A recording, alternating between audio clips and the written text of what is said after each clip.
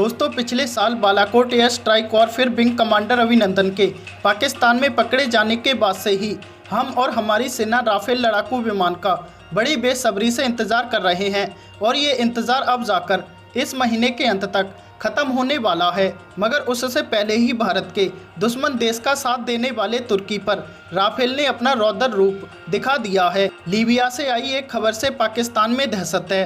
दरअसल लीबिया में स्थित तुर्की के अल बाटिया एयरबेस पर राफेल विमान से ज़बरदस्त हमला किया गया है। माना जा रहा है कि इस हमले में तुर्की के कई सैनिक भी मारे गए हैं। मिस्र और फ्रांस पर हमले का शक जताया जा रहा है। इसमें इमरान खान और इस्लामाबाद के लिए टेंशन की खबर ये है कि जिस राफेल से तुर्की के एयरबेस पर हमला बोला गया है, उसी राफेल की पहली खेप इसी महीने भारतीय वायुसेना को मिलने जा रही है।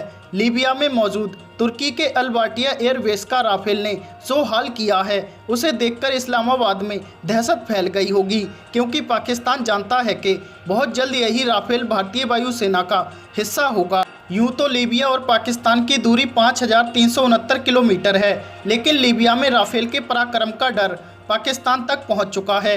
इस हमले के पीछे वजह यह है कि लीबिया को लेकर मिस्र और तुर्की के बीच तनाव चरम पर है।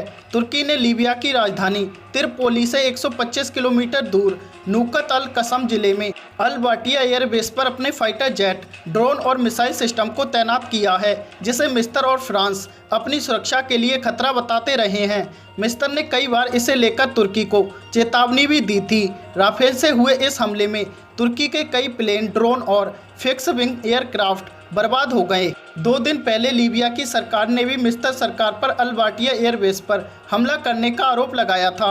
हालांकि लीबिया ने इस बात का खुलासा नहीं किया था कि कौन से लड़ाकू जहाज़ों ने एयरबेस पर हमला बोला है। राफेल विमानों के स्क्वाड्रन ने अल बाटिया एयरबेस पर ताबड़तोड़ बमबारी की है।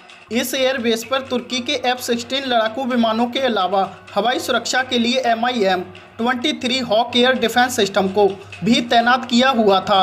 लेकिन जिस तरह का मंजर दिखाई दे रहा है, उससे लगता नहीं है कि राफेल के आगे F-16 लड़ाकू विमानों की चली है। हाल ही में तुर्की के रक्षा मंत्री हुलूसी अकार ने त्रिपोली की यात्रा की थी। माना जा रहा है कि इसी के जवाब में मिस्र और फ्रांस ने इस हवाई हमले को अंजाम दिया है। लीबिया में तुर्की की मौजूदगी को लेकर मिस्र और फ्रांस ने कई बार तुर्की को चेतावनी भी दी थी। पाकिस्तान के लिए भी ये खबर इसलिए दहशत फैलाने वाली है क्योंकि उसके पास भी F-16 लड़ाकू विमान ही हैं, और अब जब राफेल अंबाला एयरबेस पर तैनात होंगे तो पाकिस्तान को भी पता होगा कि हिंदुस्तान को लाहौर पहुंचने में चंद मिनट भी नहीं लगेंगे।